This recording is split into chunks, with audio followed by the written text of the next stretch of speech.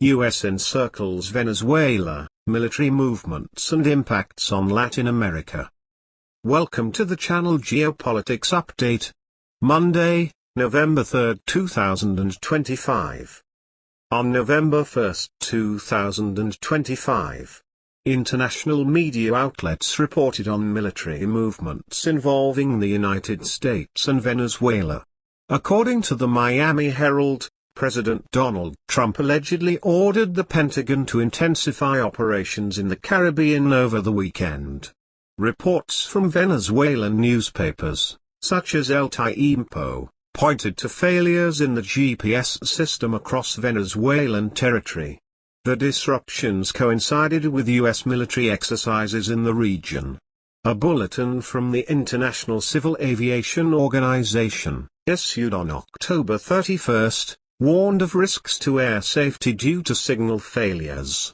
The document highlighted that modern aircraft depend on GPS for precise navigation, and that instability represented a danger for flights in Venezuelan airspace. Analysts interpreted the GPS interruption as possibly linked to ongoing military operations. Sources say the Pentagon may have blocked signals as part of preparations for potential strikes against air bases controlled by groups tied to drug trafficking networks inside Venezuela. In response, Venezuelan authorities announced their intention to adopt Russian navigation systems. But experts assessed that implementation would not occur in time to neutralize the immediate effects of the crisis.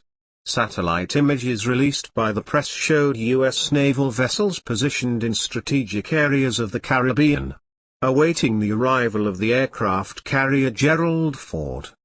The concentration of forces was interpreted as a sign of imminent new operations.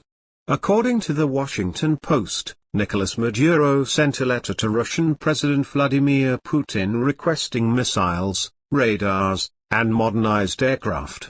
The request came after the intensification of U.S. military presence in the region.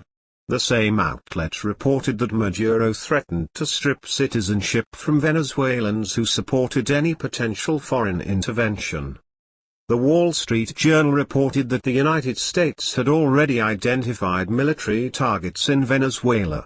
According to the article, these included bases operated by groups linked to the so-called Los Soles cartel, accused of involvement in drug trafficking and of exerting influence over sectors of the Venezuelan armed forces. These developments reinforced the perception that Venezuela faces a moment of critical instability. With external pressure, fragile defense infrastructure, and growing diplomatic isolation. The Miami Herald also reported that the U.S. administration had decided to strike cartel-linked bases inside Venezuelan territory, aiming to weaken the regime's structure. The Wall Street Journal echoed similar movements. Shortly after these publications, President Donald Trump publicly declared that there was no intention to attack Venezuela.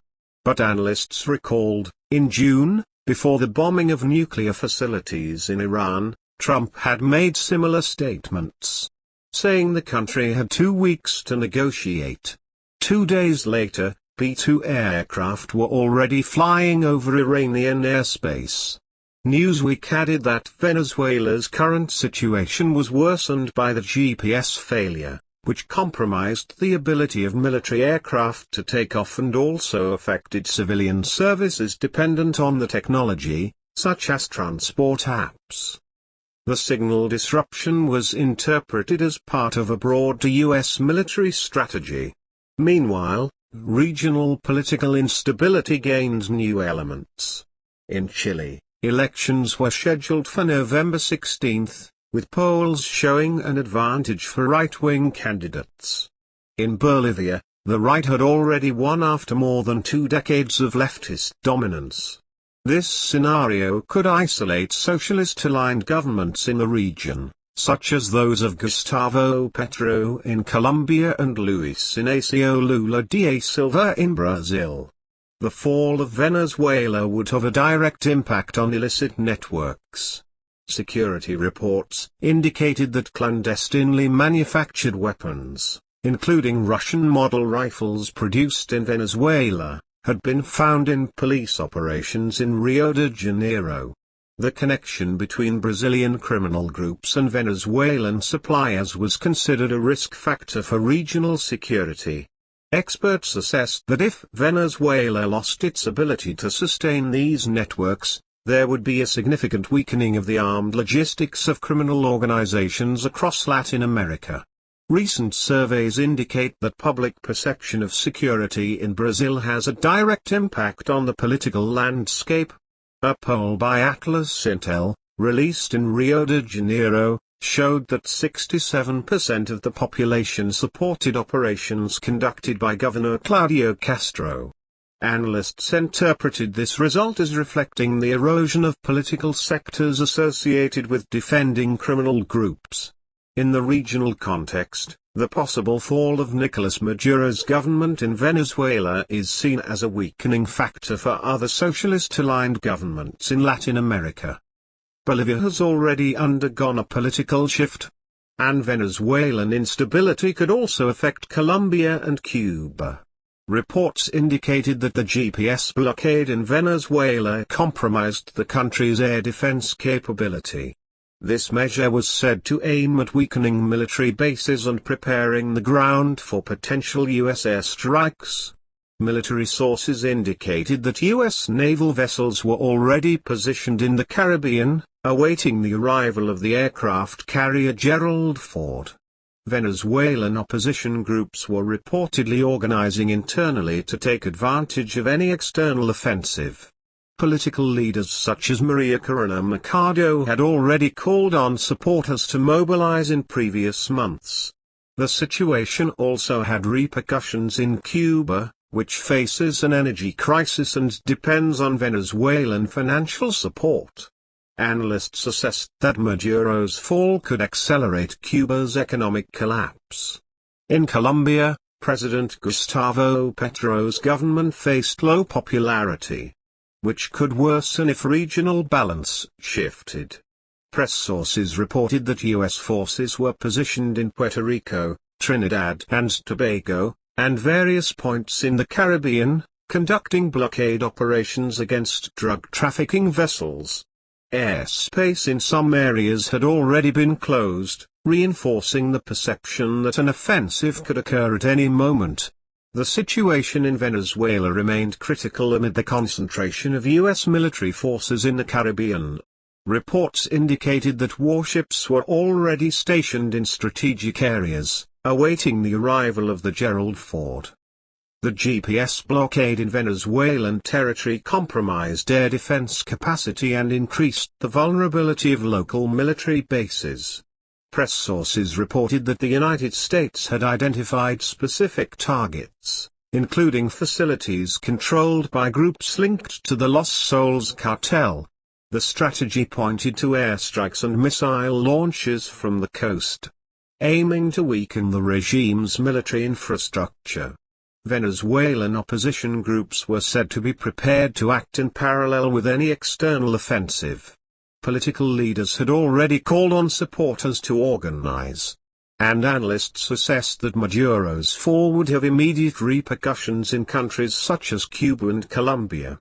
Cuba, in an energy crisis and dependent on Venezuelan financial aid, could face accelerated collapse.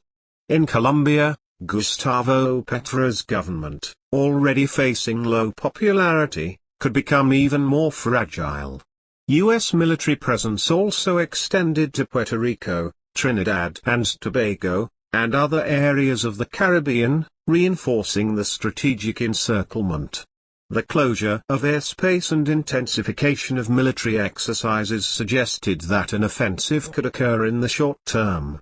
Experts assessed that the fall of the Venezuelan regime would have a direct impact on illicit networks in Latin America, reducing the flow of weapons and drugs that supply criminal organizations in neighboring countries.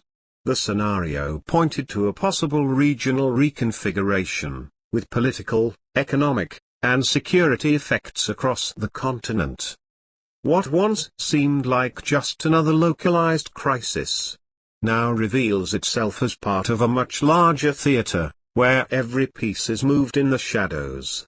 According to sources tied to intelligence circles, the GPS blockade, the movement of aircraft carriers, and the requests for advanced weaponry are not isolated events, but signals that the Latin American chessboard is being redrawn. Confidential reports suggest that hidden forces are disputing not only territories, but also routes of influence that cross invisible borders. Observers affirm that Venezuela has become the epicenter of a geopolitical chess game, where each move could trigger chain reactions in Cuba, Colombia, and even Brazil. There are those who say the storm has already begun, and that the official silence conceals backstage negotiations between generals, diplomats, and circles of power. What once seemed improbable may soon materialize before our very eyes. And so, the storyline continues. Between shadows, pressures, and signals gathering on the horizon. The outcome? Still wrapped in mystery. But in strategic circles, it is whispered, the coming days may reveal far more than official speeches dare to admit. End of the report, folks. Don't forget to subscribe, turn on notifications, and join the conversation in the comments. If you'd like to support us directly, consider making a donation using the link in the description or the QR code on screen. Your contribution helps us work better, and keeps this project alive and independent. Thank you so much. And see you in the next report. This content is a narrative adaptation based on public topics of global geopolitics. The version presented has been transformed with an original style, drawing on public information, analyses, and opinions, and its sole purpose is to inform and entertain.